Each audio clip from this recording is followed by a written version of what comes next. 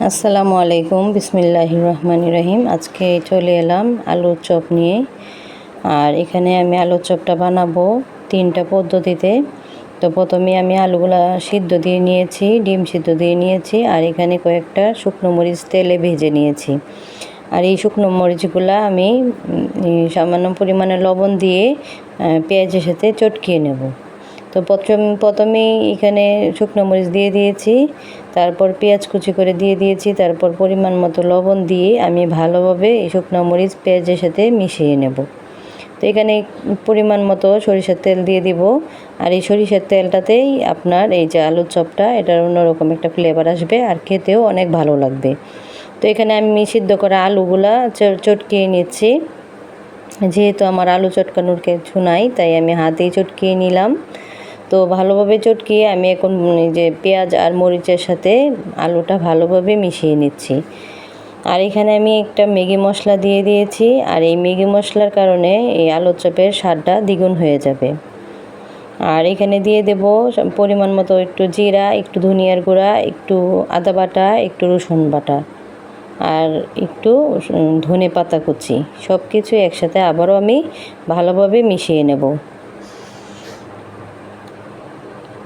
তো মিশানো শেষ। এখন আমি ডিমগুলা কিউব করে কেটে নিয়েছি, আর এখানে বিস্কিটের টোস্ট বানিয়ে নিয়েছি।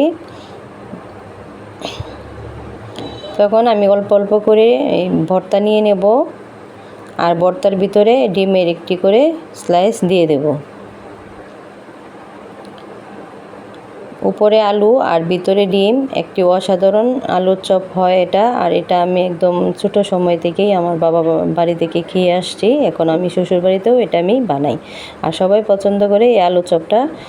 এই জন্য আমার ইফতারে প্রথমেই আমার এই আলুর চপ থাকতেই হবে। তাই আমি এখানে আলুর চপ বানিয়ে নিচ্ছি অনেকগুলা। তো আলুর চপটা বানিয়ে তারপর আমি ডিমে চুবিয়ে নিয়ে তারপর বিস্কিটের গুঁড়ির মধ্যে গড়াগড়ি করে নিচ্ছি। তো দেখেন আমার আলুর চপগুলা প্রত্যেকটাই বানানো হয়ে গেছে। এখন আমি যে ডিম ভেঙে রেখেছি, ওই ডিমে চুবিয়ে তারপর বিস্কিটের গুঁড়ার মধ্যে দিয়ে দেব। আর ভালোভাবে বিস্কিটের গুঁড়াগুলি ঝরিয়ে নেব।